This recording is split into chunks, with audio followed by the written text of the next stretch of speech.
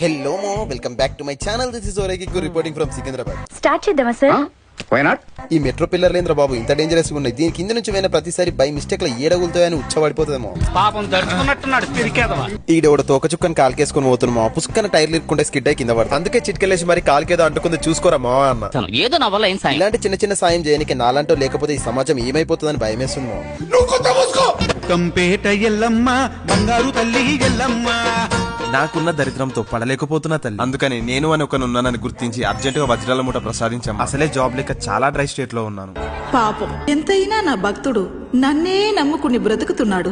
అందుకే ఆలోచించకుండా అన్లిమిటెడ్ ఆస్తి ఇచ్చే తల్లి. అభి హమ్ మచిలి ఖరీదునే కెళ్ళి లుల్లు మలాయ. ఇక్కడ ఇండియనే కాదు మా ఇంటర్నేషనల్ చేపలు కూడా అవైలబుల్ ఉన్నాయి. ఏ హే ట్యూనా కేజీ 500 అంటమో. దీన్ని చూస్తుంటే తోక పట్టుకుని గోన్ సంచలేసి దెంగిపోవాలనిపిస్తుంది. నాన్ వెజ్ తిననోడు కూడా నాటుకోడిని చూసి సొల్లు గార్చుకునేంత సెక్సీ ఉన్నాయేమో.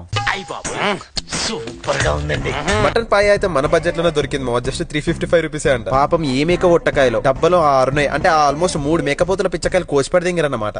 మా బతుకులు అంతే సారు.